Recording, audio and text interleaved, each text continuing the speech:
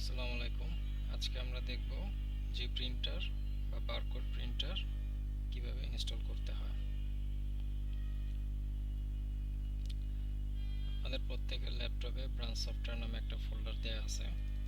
সেখানে গেলে printer folder বা সরাসরি আপনার যে কোনো ফোল্ডারে থাকতে পারে প্রিন্টার নামে। তো আমার এটাতে হচ্ছে প্রিন্টার নামে ফোল্ডারে আছে, তো আমি এখানে গেলাম।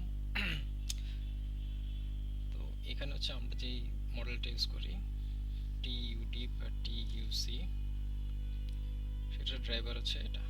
যদি আপনার ল্যাপটপে না থাকে তাহলে হচ্ছে আপনাদের যে ডকুমেন্ট দেওয়া আছে ডকুমেন্টে যে প্রিন্টার সফটওয়্যার ডাউনলোড লিঙ্ক, এই লিঙ্কে ক্লিক করলে আপনাকে সেই ড্রাইভে নিয়ে যাবে এবং সেখান থেকে হচ্ছে 2025 সালের যে আপডেটটা আছে সেটা আপনি ডাউনলোড করবেন।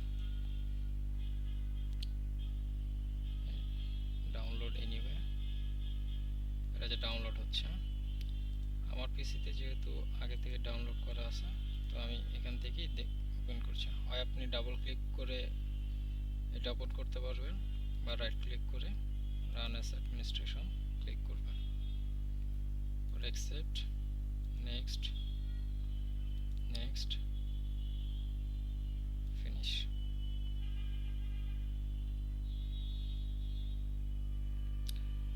এই যে পপ আপ করছে এখানে খেয়াল রাখবেন, এখানে আছে।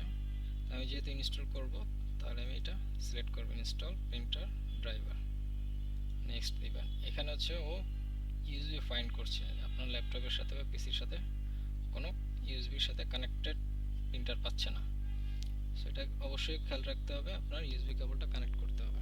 আমি এখন কানেক্ট করলাম, কানেক্ট করার সাথে সাথেই ডিটেক্ট করে ফেলছে আমার প্রিন্টার যে মডেলটা আছে সেটা ডিটেক্ট করে ফেলছে। আপনি নেক্সট দিবেন।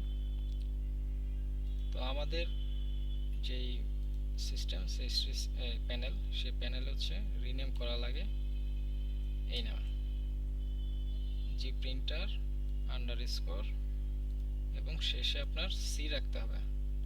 আমাদের মডেল টিইউ থাকতে পারে, টিইউডি থাকতে পারে, টিইউএসএ থাকতে পারে বা যে কোনো ব্র্যান্ডের বারকোড প্রিন্টার হতে পারে।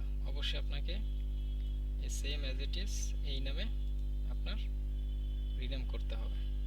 সেটা আমি এই ডকে আমি দেখিয়ে দিয়েছি। এই যে অলওয়েজ কিপ দিস নেম। আমি নেক্সট দিই,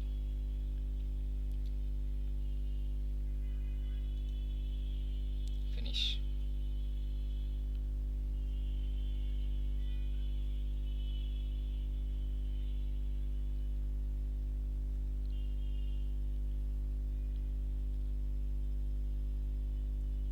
ক্লোজ দিই। এখন আমরা কোথায় দেখব যে আমাদের প্রিন্টারটা ইনস্টল হয়েছে কি হয়নি, সেটা আপনি সার্চ বারে গিয়ে প্রিন্টার অ্যান্ড স্ক্যানার প্রিন্টার লিখলে প্রিন্টার অ্যান্ড স্ক্যানার চলে আসবে, সেখানে ক্লিক করবেন। এই যে দেখুন ইনস্টল হয়ে গেছে। আপনি যদি রিনেম করতে ভুলে যান আপনি এখানে গিয়েও রিনেম করতে পারবেন। ক্লিক করবেন এবং printing preference, sorry, printer properties, printer প্রপার্টিসে গেলে জেনারেল যাবেন, জেনারেল গিয়ে এই নাম এখানে রিনেম করতে পারবেন। যেমন আমি ডি সি দিই, রিনেম করতে পারবেন এরকম।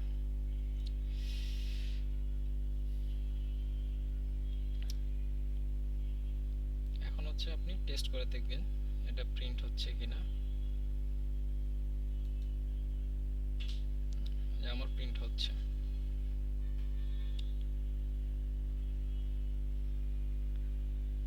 এখন হচ্ছে আপনি এভাবে নর্মালি প্রিন্ট দিতে পারবেন, বাট আপনি আমাদের যে প্যানেল আছে সেই প্যানেল থেকে প্রিন্ট দিতে হলে আপনাকে অবশ্যই আমাদের যে প্রিন্ট সার্ভার আছে সেটা ওপেন করে নিতে হবে। এই যে আমার এই ফোল্ডারে প্রিন্ট সার্ভার আপডেটেড উইন্ডোজ, এটা আপনি এক্সট্রাক্ট করে নেবেন। শো মোর অপশন বা এখানে এক্সট্রা কল, ধরুন আমি শো মোর অপশন থেকে এক্সট্রাক্ট করছি। এই যে প্রিন্ট সার্ভার ডেট, এইটা আপনি ওপেন করতে হবে। এটা ফোল্ডারে না রেখে আপনারা কপি করে ডেস্কটপে নিয়ে রাখবেন যাতে আপনার সামনেই থাকে। প্রিন্ট সার্ভার ওপেন করে এটা মিনিমাইজ রেখে আপনি প্যানেল থেকে, আমাদের প্যানেল থেকে প্রিন্ট দিতে পারবেন। অনেকের একাধিক প্রিন্টার ইউজ করে প্রিন্ট দেন, সেক্ষেত্রে দেখা যায় যে এই নামটা বিভিন্ন নামে আসে, তখন ও বুঝতে পারে না যে কোন প্রিন্টার দিয়ে প্রিন্ট দেবে। সেই ক্ষেত্রে আপনারা রিমুভ করে নেবেন এখান থেকে, এভাবে ক্লিক করে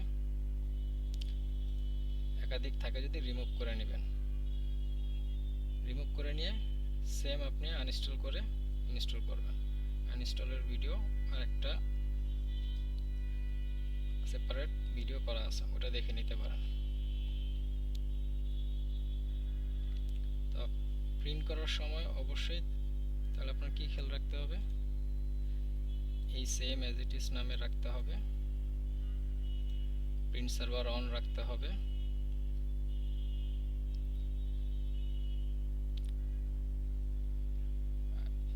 ইনস্টল দেওয়ার সময় অবশ্যই ইউএসবি কেবলটা লাগিয়ে তারপর ইনস্টল করবেন। আমাদের যে নতুন প্যানেল সেখানে আর অ্যাডজাস্ট মার্জিন করার দরকার নেই, সো এটা ইগনোর করবেন। আমি একটু পরে ডিলিট করে দিব